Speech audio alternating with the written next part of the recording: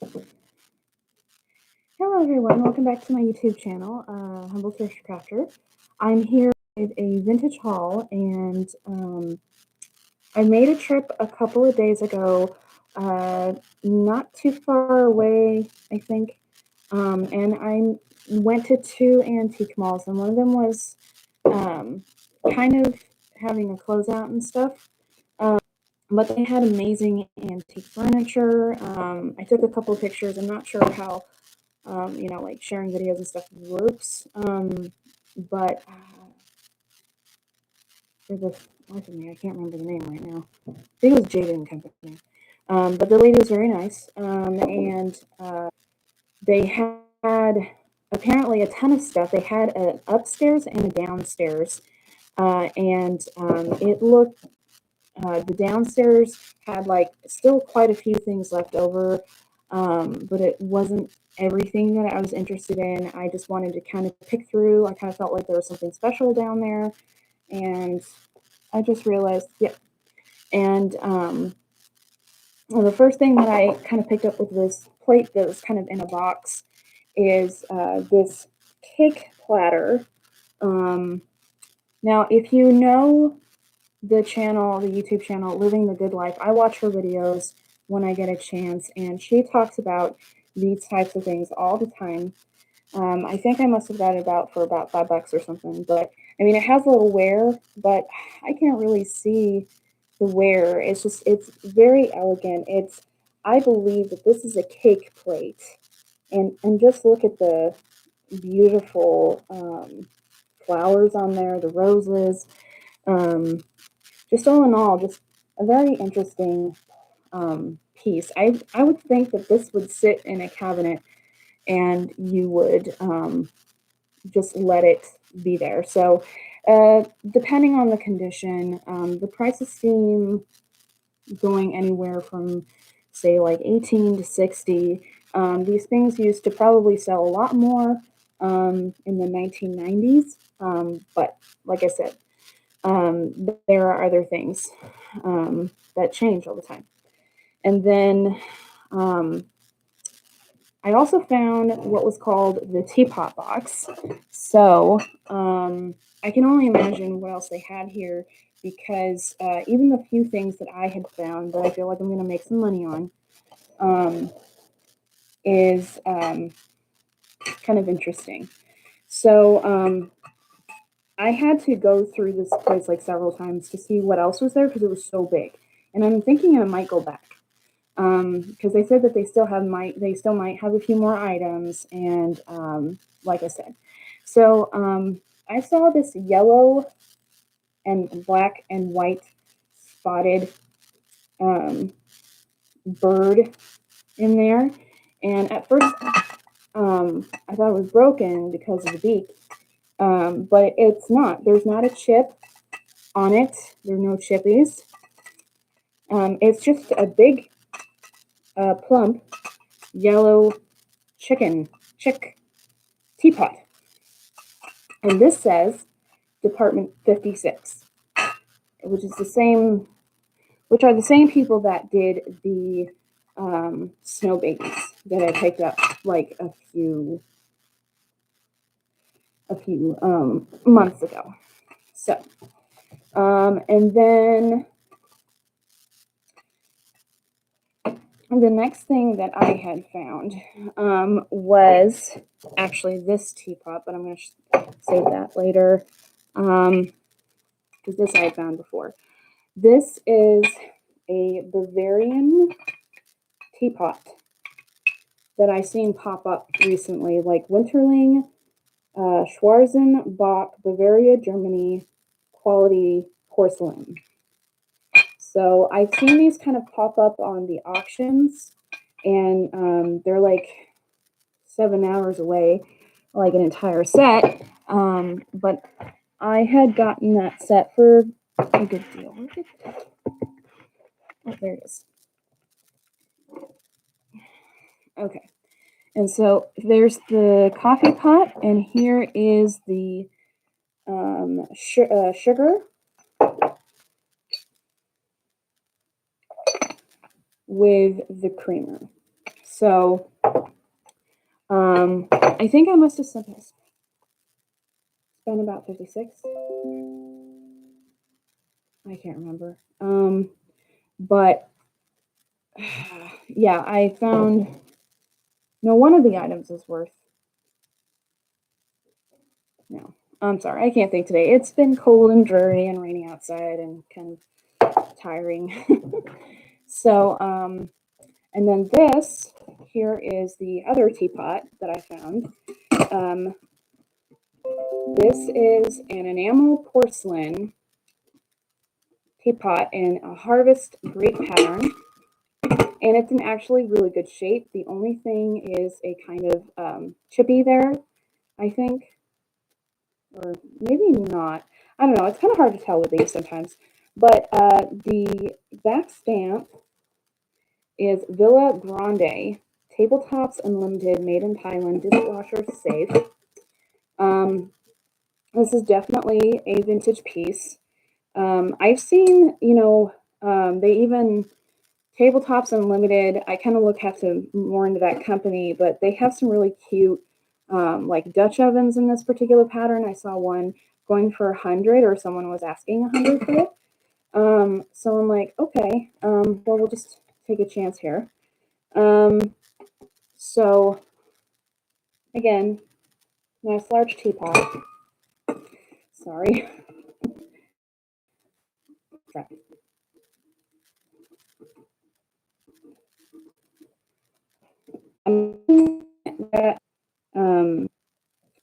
There's nothing else missing from here. I mean, it looks like it was hardly ever used. And things like that. And then I did find a quilt. I don't know how much this quilt will get for me, but it's a very large quilt. And this was downstairs. So I will try and put that on eBay as soon as possible.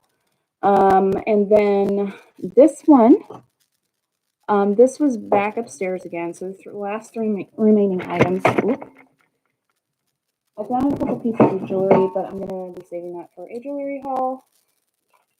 And so to start off with, this does have a chip and a small crack down there. No, just a crack. But I will always put that in there. I didn't pay very much for this. This is comes with the certificate. It doesn't come with the underplate, so I might lot these up together and just sell it as a lot. But this is Heather Goldmine. This is blue. This is Blue Sky, and so it's just from 2000. So I could put that on Etsy, or of course I'll try to put it up on eBay for auction. So there's that one. And then the last thing I found was this really gorgeous Portugal vase. It is signed Vestal Alcobaça. So here's the bottom. So, and here's the one side, and then there's the other. It's a really pretty blue, kind of folk art style Portugal vase. And so I think I'm going to put this both in my Etsy and my eBay. I already sold the Marcello stork vase that I'd gotten at a Salvation Army a while ago. So I'm hoping that this might sell between $18 to $20 plus shipping, because I've just been doing like plus shipping for everything. The prices seem to have jumped up again, so I have to readjust things, which isn't too bad. Now, for the last and final item, I'm sorry I skipped over the other quilt, but you'll see very soon why I'm going to take some more time to talk about this piece that is behind me. So this was back upstairs after I'd gotten things from down there, and I took my time. I must have spent like 2 hours there, just looking and learning. Because what I'm taking down at this point is like, taking the time to look at these places when I have time and learn about the history pieces and as well as the trade about it. So um, there was this one booth at the back, and I could see she had unusual stuff. Like she had a ton of like Avon ruby stuff, like ruby glass. But that wasn't something that I was looking at. Um, but I was more interested in like she had a couple of vintage doorknobs. She had some Victorian paraphernalia. No, ephemera, sorry. And just, I can tell it was a really interesting booth. And there was some fantastic, gorgeous furniture there.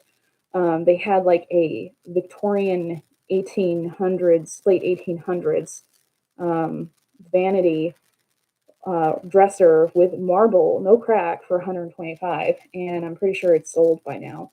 But I enjoy looking at those pieces. So Jaded and Company, I think was the name of it. Yeah, if you ever get a chance and if you're ever in the vicinity, just go out and check them. Like they have a sale for that. And I found this quilt. It's folded inside out for a reason. Um, and at first I thought, oh, there's some writing on here. And then I looked at it again, and it's a very full mattress of all of these signatures with the date of 1928 on there.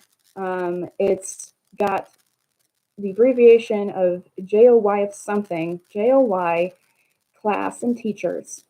And then, I mean, I didn't really notice.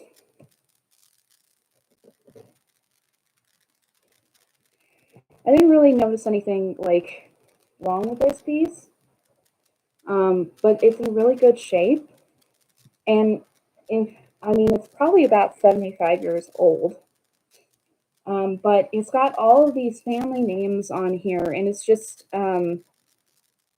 really detailed. There are probably about 312 to 320 panels of signatures, and so I had the fortune to actually go to a quilt museum. It's called the International Quilt Museum. So I called them yesterday in the morning, and I said, what information am I looking for on this quilt that I have, because I'd never seen a quilt like it. But I was suspecting that if it was a class thing, maybe it was something that was really common back in the 1920s and stuff like that. And she said, yes, that was something that teachers would do. And then there's another side of this project that I'm working on trying to find where it came from, because if I do find out where I came from, I can try putting it on auction. But I think it's from Kansas, and I'm not going to talk about like the county yet because I want to make sure that's where it's from. So I did get in touch with the Historical Society over there, very nice people. And so they're going to help me figure out where this is from for sure, if it is from there. But I can tell you that some of these names, like Mrs. Kellison, Mrs. Williams, Higley, Chandler, those are a lot of Protestant names. And people that traveled here for the pioneer days, they had a lot of Protestant English names and Scottish. So that's why I was thinking that it was, something from Nebraska, because, there's one name on here, especially that pops up now and again, and then like Mays and Wilcox, which is something I've seen in like tombstones or a dedication to someone. Just really fascinating piece. I don't know how much exactly this would go for, but I'm hoping, we'll see. Even if I sell it at 100, I'm still going to be pretty happy about it. To me, the value is, and here it is. Here's the date. There we go. This says AHS 1928. Class 1928. So, like I said, there are 300 panels that I have to write down all the names from and send it to them and see if it'll match, which I don't mind doing. It's kind of an interesting thing. Like I said, I don't think I have anything else to show today other than that. I could do maybe like pictures of the quilt of itself. The other quilt I think is more modern. I just bought it to just resell on eBay because I'm trying to figure out, what people like to find on eBay. And quilts have been popping up a lot lately too, especially with the cold and the -degree weather. I did get a couple pieces of jewelry, but like I said, I am kind of waiting to do that in a bigger jewelry haul. That's kind of my way. Good news for the jewelry that I had like some Mexican sterling. I used the 18K sterling testing kit, and they came up, most of them, as sterling. And on the couple pieces that weren't marked as sterling, they didn't come up as sterling. But I just wanted to double check. So I'm just,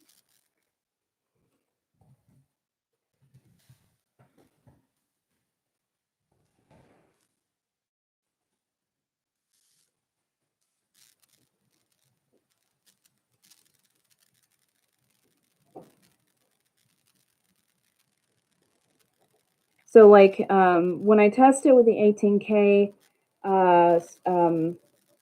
testing for my stone, it came out as kind of like as a color of cloudy white, with kind of a silvery look to it. So I'm happy to say that those came up as sterling.